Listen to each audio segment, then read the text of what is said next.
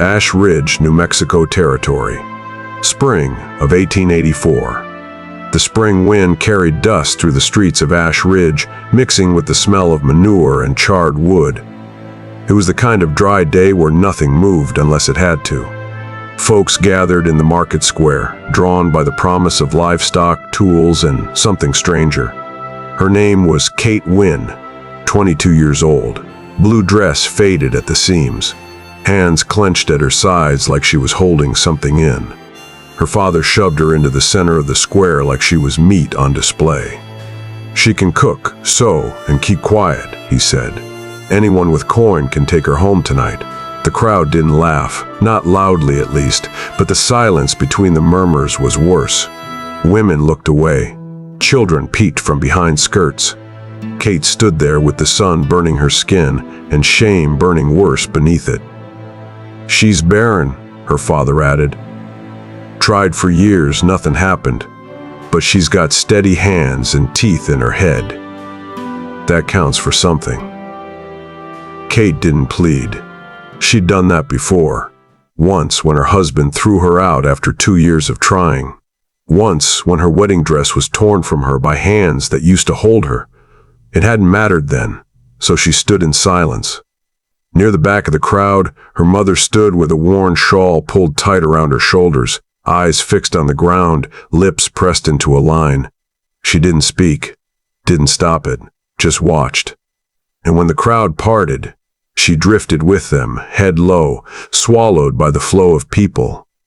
Like she hadn't come to watch her daughter be sold, only to leave with everyone else.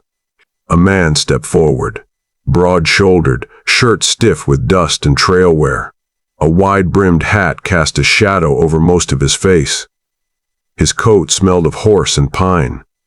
He didn't ask her name. He didn't look her over like a buyer. He simply reached into his coat, pulled out a leather pouch, and dropped coin on the table. No bartering, no questions. Her father raised an eyebrow. "You sure?" he said. "She don't come with a refund." The man didn't flinch, didn't look at Kate. "She won't be judged anymore," he said. And then he turned and walked away. Kate didn't move. The crowd had already begun to drift off. No one cared where she went now. Her father gave her one last push. "Go on. You're his now." She bent to pick up her satchel, just a pair of old shoes and a locket with her mother's face inside, and followed the stranger into the dust. The wagon waited near the blacksmith's, hitched to a pair of mules as quiet as their owner. Kate climbed up into the front of the wagon, settling beside the stranger without a word. She didn't know his name was Bo Thatcher. Not yet. Bo handed her a dented canteen. "Long ride," he said. The water tasted like tin and old wind. They rolled out past the edge of Ash Ridge, where the prairie opened like a page waiting to be written on. The sky went on forever. Fence posts leaned tired into the earth. No birds, just wind in the grass, and the occasional creak of leather. He didn't speak again, and she didn't ask. Kate studied his face when the brim of his hat lifted just enough. He wasn't old, but the sun had etched its history into his skin. 35, maybe. His hands rested loose on the reins, one scarred across the knuckle, another wrapped with a strip of torn cloth. No ring. "Why'd you take me?" she asked, not expecting an answer. He didn't look over. "5 kids," he said. "No mother, no time." Her throat caught. "So, I'm a governess." "No," he said. "Just someone not cruel. That's enough." By dusk, they reached a ranch tucked into the dry ribs of the land. The house leaned slightly westward, like it was listening for something that never came. A barn stood behind it, weathered gray. Chickens darted through the yard, squawking as the wagon pulled in. He stepped down, tied off the reins, and walked to the porch without asking if she'd follow. She did. The porch boards creaked under her weight. The front door wasn't a door at all, just a thick quilt nailed to the frame to keep the wind out. Inside, 5 faces looked up. 4 boys, 1 girl, all wide-eyed and red-cheeked, each holding still in the half-light. They'd lost their mother to a fever 2 winters back. Since then, the silence in that cabin had been louder than any storm. "This is Kate," Bo said. "She'll be staying."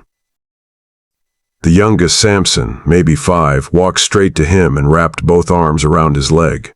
Bo bent down, scooped him up with one arm, and opened a door with the other. "Room's upstairs," he said to Kate. "Water's in the bucket, still warm." She climbed the stairs slowly, her hand trailing the wall. The bedroom was small and plain, a wash basin, a narrow bed, a window looking out toward an open field lined with fence posts and dry grass. She set her satchel down and sat on the edge of the bed. She didn't cry, not yet, but her hands trembled in her lap. And she stayed there, listening to the sounds of strangers in a house that wasn't hers. Not yet. Morning brought the smell of smoke, old coffee, and something burning in the pan. The cabin stirred early, footsteps on creaking boards, the thud of boots by the door, soft chatter broken by occasional coughs. Kate moved carefully. She didn't yet know who slept light, who spilled sugar, who liked their eggs hard or runny, if there were eggs at all. The children stayed quiet around her. Judah, the eldest, watched her with folded arms and a look too old for his age. Levi whispered to Gideon, who kept glancing at her like he was working out a problem in his head. Mira, the only girl, sat near the fire and clung to a scrap of fabric she refused to let go. Samson, youngest of the 5, hovered nearby and mimicked her every move in silence. She tried to cook. The beans turned to paste. The bread wouldn't rise. She spilled the coffee pot and the tin burned her hand. Later, she tried sewing a ripped sock and jabbed her finger twice. The needle rolled beneath the stove. She said nothing, only pressed her lips together and swept the floor until her shoulders ached. That afternoon, while lifting a pot of stew from the stove, her grip slipped. The cast iron crashed to the floor, stew splattering across the boards. The sound startled the hens outside. Inside, the children froze. Kate stood still, heart pounding, waiting for the shout, waiting for the snap she had heard before. Then the front door opened. Bo stepped in. He looked down at the mess, then at her. Without a word, he crouched, picked up the pot, dumped what was left, and wiped the floor with a towel. "It's just stew," he said. And that was it. He walked back outside. Kate stayed frozen for another minute, the rag still in her hand, the heat still rising in her throat. Except this time, it wasn't shame. It was something quieter, something she didn't yet have a name for. That night, after the dishes were scrubbed and the children had disappeared into their rooms, she sat on the porch with her hands in her lap. The night air was cool. Stars burned clean above the roofline. She tried not to cry. She failed. Later, she crept from room to room. Mira had kicked off her blanket. Levi mumbled in his sleep. Samson was curled up with his hand in his mouth, the way the very young still believed someone would carry them through the night. Mira stirred and whimpered. Her forehead felt warm, too warm. Kate stepped into the hall. Bo was already there. "She's burning," she said. "I need willow bark. Mint, if you have it." He didn't ask questions. He turned, and within minutes she had everything. She boiled water, crushed herbs, drenched cloth. She pressed the damp linen to Mira's face, cradled the girl's small frame, and hummed. She didn't stop. Not when the child shivered. Not when the fever raged. Not even when her own body sagged with exhaustion. She stayed up all night. By dawn, Mira opened her eyes and whispered hoarsely, "Pancakes." Bo stood in the doorway. He didn't say a thing, but the tension in his shoulders eased. His eyes stayed fixed on Kate like he was seeing something he hadn't expected. Something strong. Something holy. Kate didn't smile. She was too tired. But she didn't flinch from his gaze either. She simply nodded and turned back to the girl who was already dozing again in her arms. The next morning, when Kate came downstairs, steam curled from a kettle already warming on the stove. Next to it sat a tin mug and a piece of paper, folded once. 2 words, scratched in stiff, uneven handwriting. "Thank you." No name, no signature. but it didn't need one. She held the note for a moment longer than she meant to. Then she sat down, wrapped her hands around the mug, and sipped slowly. The tea was sharp, bitter with pine, but it warmed her chest like something solid. Through the window, the prairie stretched out, wind brushing through wild grass. She watched it in silence. Something in her, tired, tight, and long kept shut, began to shift. Later that day, she was rinsing pots behind the cabin when Samson came wandering up, his arms raised. "Maple," he said, bright and sure. She turned, startled. He wrapped his arms around her legs and grinned like he'd just named the moon. She didn't correct him. She bent down and pulled him close. And for the first time in weeks, she smiled. Not because someone expected her to, but because she wanted to. As spring settled into the bones of the land, the rhythm of the cabin began to change. Kate's hands found their steadiness again. Bread began to rise.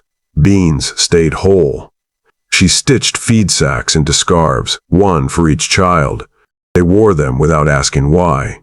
She taught letters by candlelight, helped Gideon trace his name on a piece of kindling, sang soft songs over cracked soup bowls, braided Mira's hair into 2 clean ropes, tying them with blue ribbon scavenged from an old trunk.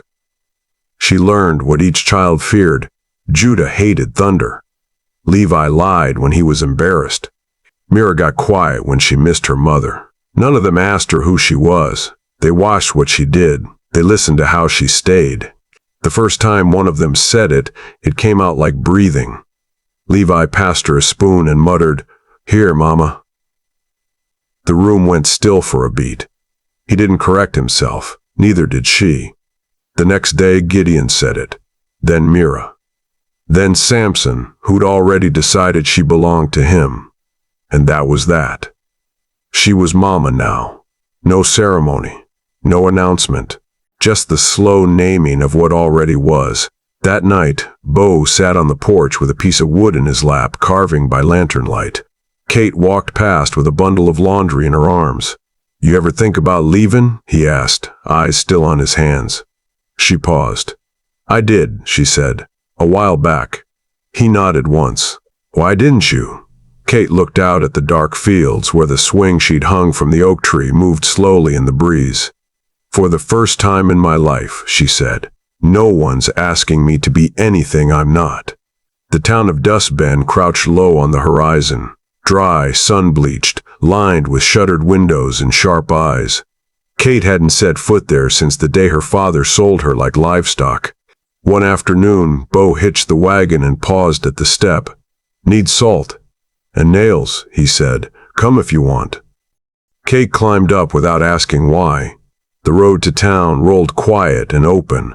Dust kicked up behind the mules. Bo kept one hand on the reins, the other resting on his thigh. His hat stayed low. His words were fewer than usual. In Dust Bend, he went inside the general store. Kate waited on the porch, arms folded, eyes scanning the street. That's when she heard it. "Well, well, if it ain't the Barren ghost come back to town." The voice cracked sharp across the square. Kate turned. Her former mother-in-law stood near the dry goods stall, fanning herself with a folded newspaper. Beside her, clinging tight, stood the younger wife, lace gloves, red cheeks, and a hand resting too deliberately on a belly that hadn't yet rounded. "That's her?" the girl asked, loud enough for half the market to hear. "Oh, that's her," the older woman drawled. "Pretty, but cursed. Couldn't give us even a squealing pup." "I will," the girl said proudly. "A big, healthy boy. He'll carry the family name, not like her, useless as a cracked jar." Kate didn't respond. She stood still, jaw set, hands curling at her sides. She turned to leave. Then a shadow fell beside hers. Bo had stepped out of the store, a sack of salt in one arm, his eyes slow to blink. He looked at the two women only once, then turned to Kate. "She's the one who gets Mira to sleep when her legs ache," he said. "The one who taught Samson not to throw rocks. The one who makes that house feel like it has a roof again." Neither woman spoke. They didn't need to. Bo nodded toward the wagon. You ready? Kate nodded back.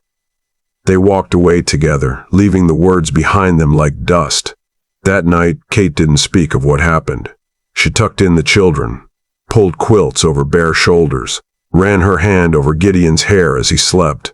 Later, she stepped onto the porch alone, shawl wrapped around her. Bo followed. He stood next to her, watching the stars scatter across the sky. You didn't have to say anything, she said. He kept his eyes ahead. I didn't say it for them. The air was thick that night, still and close, like the land was holding its breath.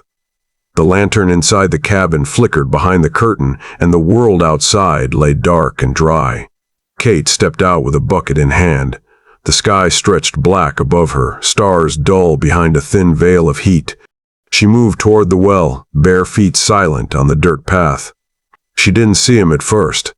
He leaned against the fence post, half in shadow, shoulders hunched, hat tilted back. A bottle dangled loosely from his fingers. Clay Vaughn, the trapper from the next ridge. Drunk. Again. Well now, he called, voice slurred. Look what the wind carried in. Kate froze. Thought Bo kept you locked up tight, Clay said, pushing off the post. Guess not tight enough. It's late, Clay, she said. Go home. He stumbled closer, breath thick with whiskey. I remember when they sold you, he muttered. Figured you'd end up somewhere quiet. Didn't think Bo had that kind of taste. Kate backed a step. Don't come any closer. He grinned and kept walking. Come on now, he said, voice turning low. Just wanted a look. After all that talk, you owe us at least a smile. Then he reached out. His hand caught her wrist. Dirty, rough, unwashed. Before she could scream, before she could twist away, the barn door slammed open behind them. Bootsteps. Fast. Solid. And then, Bo hit Clay clean across the jaw. One punch. The trapper hit the dirt like a felled tree, groaning as he curled into himself. Dust lifted around them. Bo stood over him, chest heaving, fist still tight, blood trailing from his knuckles. He didn't look at Clay. He turned to Kate. You all right? She nodded, but her breath came shallow. Her hands shook. I'm sorry, she whispered. She didn't even know why. Bo stepped forward. He untied the red kerchief from his neck and gently took her hand, the one Clay had grabbed. He wrapped the cloth around her wrist, slow and careful. No one touches you, he said, voice low, steady. Not unless I say.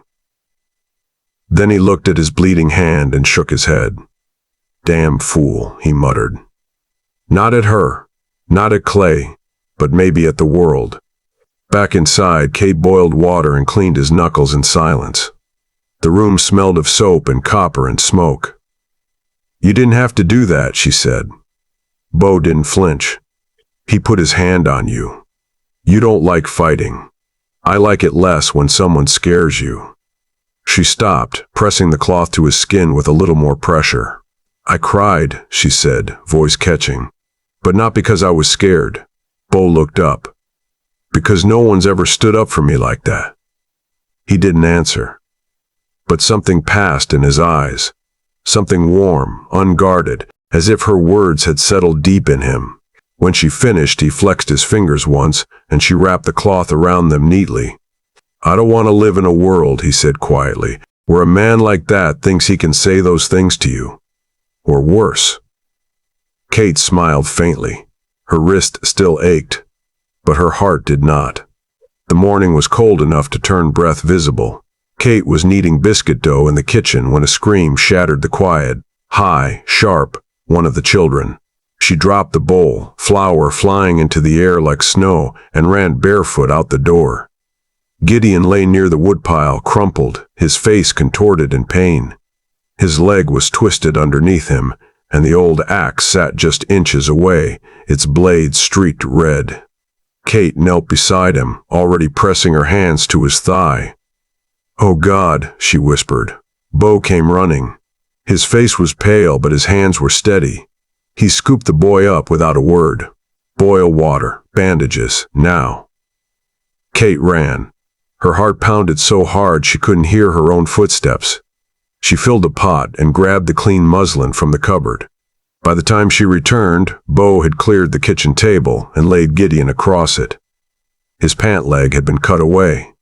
Blood oozed from a jagged gash along his thigh. Kate pressed the cloth down. The boy cried out, teeth gritted, fists clenched. "I know, baby," she said, her voice cracking. "I know it hurts. Just hold on." She worked with trembling hands. Her tears dropped to the cloth as she wrapped the wound tight, knot after knot, press after press. Red soaked through the fabric, but the bleeding slowed. Bo stood nearby, silent, watching. Then Gideon blinked up at her, pale but awake. "Don't cry, Mama," he whispered. She pressed her lips together, breathing in the name like a prayer. "Mama," he said again, "you make the best biscuits." Kate placed her hand on his cheek and bowed her head, the tears finally coming without shame. Later, when Gideon was resting with his leg propped and the others had gathered close around the hearth, the children moved differently. Mira brought her a blanket. Samson curled up against her side. Levi handed her a carved wooden horse with a broken leg and said, "You can fix things. That means you're staying." Then Judah, quietest of them all, looked up and asked, "So, you're staying?" Kate didn't answer with words. She only nodded. That was enough. They had already called her Mama. But now, for the first time, she said yes without speaking. Bo watched it all unfold from the other side of the room, his hands resting on his knees, his eyes fixed not on the fire, but on her. That night, after the house had gone still, Bo stepped out onto the porch. Kate sat there already, arms folded tight, the sky full of stars that didn't blink. He stood beside her for a long time before he spoke. "I ain't much for talking, you know that." "You say enough," she replied. "When I put that money down in Ash Ridge, I figured maybe I was giving you a way out, that's all. I never thought I had a right to keep you." She turned toward him slowly. "I figured you'd leave once you had your footing," he continued. "And if that's what you want, I won't stop you. I won't hold you to what started as a sale." Kate looked at him. His posture tense, his voice steady but tired, like someone bracing for an answer that might knock the air out of him. She said, "I used to think love meant being chosen at first sight." Then she paused, the wind curling softly across the porch boards. "But I've learned something better. Being chosen again, after someone's seen who you really are." Bo didn't answer right away. She stepped closer, took his hand in hers. "If you're not sending me away," she said gently, "then I'm not going." Summer came down like judgment. No rain for 7 weeks. The sky stayed pale and cruel, the color of bone. The creek behind the barn shrank to a muddy thread, barely enough for the mules. The land cracked open, the wind grew sharp. Corn curled brown on the stalk, beans withered. The chickens stopped laying. Bo spoke less each day. He worked longer, came home with dirt in his eyes and nothing in his hands. The children stopped asking for more at supper. Kate listened to their stomachs growl through the walls at night. And still, she rose. Before dawn, she filled every basin and bucket with water from the deep well. She wrapped her hands in cloth and walked out to the dying garden. And dug. The earth fought her. Dry as ash, hard as stone. But she broke it anyway, turned it over, made space where there had been none. Some of the ranch hands offered to help. She refused. This was hers. Each morning she watered. Each evening she checked the leaves. When they sagged, she sang. Old lullabies her mother never finished teaching her. The cabin grew quiet again. Until the morning, Bo didn't come back in from the field. She found him collapsed near the fence, breathing hard, skin flushed with heat. He waved her off. Just tired. But she felt the fever burning through him. That night, Bo lay in bed, his breath ragged. Kate wiped his brow with cool cloths and spooned water between his lips. He muttered in dreams, twitched beneath the covers. Then, sometime near midnight, he turned toward her in his sleep and whispered, "Don't leave me. Not you too. Kate leaned close, her voice low and steady. I'm not going anywhere, she said. Not when I'm needed. By morning, the fever had broken. When Bo opened his eyes, she was still there, hair loose, face pale, hands cracked and raw from the hoe. You look like hell, he rasped. She smiled. You should see yourself. A few days later, the back door burst open. Ma, come quick, Samson shouted. She followed him to the garden, heart bracing for bad news. But there, tucked beneath a curling vine, a single red tomato clung to the stalk, split on one side, imperfect, alive. Bo stepped up beside her. They stood in silence. How? He asked. Kate bent to touch the vine. Her hands trembled. You taught me, she said. Not everything worth keeping comes easy. Bo looked at her hands, blistered, brown with dirt, stitched at the wrist with the red kerchief she never returned. Without a word, he reached for them. He bent and kissed her hand, slow, deliberate, like she was something he owed an answer to. Kate didn't pull away. She looked up at him, dust and sweat on her cheeks, and something soft in her chest unfurling like spring. He raised his eyes to hers. And then, without permission or apology, he kissed her. Not as a claim, not as a rescue, but as a man who had waited too long to say what he felt. She kissed him back. There was no music, no audience. Just the creak of the wind and the rustle of a garden that should have died and didn't. That night, they sliced the tomato into 6 thin pieces, one for each child and one to share between them. They ate slow, like it was something sacred. And when the children fell asleep curled in quilts across the floor, Bo reached for her hand. I don't have much left, he said. The land's tired. My bones too. Kate turned to him. Then you still have more than most, she said. Because before you, I had a name no one wanted to speak. Now I have a garden that remembers my hands. Children who call me home. And a man who lets me stay, without asking me to be anything else. Bo touched her cheek with one thumb, rough as fence post bark. You never needed rain, he whispered, to grow something beautiful. They came in spring, not with dust on their boots like the rest, but with polished wagons, clean hats, and hands that hadn't held a shovel in years. 2 men, government contractors. They brought papers, promises, and plans. There'll be a rail line, one said, spreading a map across the kitchen table. Cuts clean through this ridge. Elevation's perfect.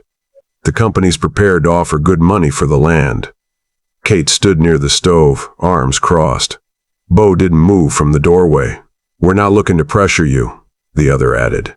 But think of what this could mean for your children. A new house. A better school, real security. Bo's eyes didn't leave the window. Outside, the swing hung crooked from the oak. Beyond that, the garden rustled in a soft wind. The soil still bore the marks of Kate's hands. The carved bench sat beneath the pine, where they had shared coffee and silence through hard seasons. He looked at none of them, and saw all of it. No, he said. The men blinked. Sir, with all respect. Bo turned slowly, arms folding across his chest. I'm not selling. There's room to negotiate. You can turn your train, Bo said, or go through someone else's hill. The younger man opened his mouth again, but the older one placed a hand on his arm. They packed up their map and left without another word. That evening, as the sun dropped behind the ridge, Bo and Kate stood at the edge of the road with a plank of wood between them and a hammer in hand. The children watched from the porch. Bo held the sign upright. Kate drove the nails. When it was finished, it stood just beyond the fence line where travelers could see it as they passed. Burned into the grain with careful hands were the words, "Not for sale." Someone was once allowed to stay here. That's enough. Word spread through Dustbin by the next morning. Some laughed. Some nodded quietly. No one came knocking after that. And the wind blew on, same as it ever had. Time moved like weather, slow and certain. The children grew tall. Their hands grew calloused, their voices deeper. One by one, they left to chase lives of their own. Some returned with babies. Others sent letters and gifts wrapped in paper, smelling faintly of train soot and unfamiliar towns. But the house never emptied. It filled in new ways, with laughter, with footsteps too small for boots, with the smell of bread rising in the oven again. Kate's garden stretched wider each year. It bent with the wind and spilled over the path. Corn grew beside sunflowers, mint tangled with onions. Everything flourished in places it wasn't supposed to. And every morning, Bo stood on the porch, mug in hand, hat pushed back, watching her move between the rows like she belonged there. He never interrupted. He just watched. Like witnessing a miracle didn't need words. One autumn afternoon, Bo walked the path with one of his grandsons, a boy no older than Samson had been when Kate first arrived. The boy tugged his sleeve. "Grandpa," he said, "why don't we just call it Kate's garden?" Bo stopped beneath the arch at the garden gate. Above them, carved deep into the wood with a steady hand, were the words, "She did not bear my blood, but she gave birth to the rest of my life." The boy looked up, blinking. "You mean she gave you a new start?" Bo smiled, slow and quiet. "She gave me everything." When Kate Wynn passed, they buried her beneath the old oak tree at the edge of the garden. The same tree where the wind chimes had once hung. The same tree Bo had tied the swing to for Mira, back when her legs were too weak to walk far. The same tree that had grown with them, through drought and wind and long-forgotten winters.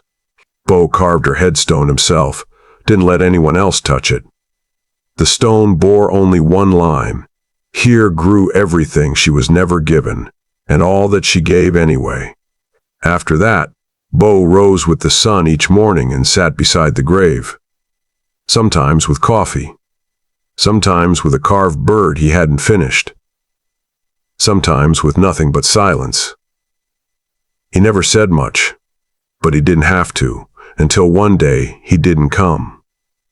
They buried him beside her beneath the whispering branches. The wind chimes long rusted, the swing rope faded to gray. And the garden? It kept growing, even when frost came early, even when the earth cracked again, even when the rains forgot their way. It grew back, not in neat rows, but in wild spirals of life. Mustard greens in the fence line, beans coiling up the porch rail, sunflowers taller than memory.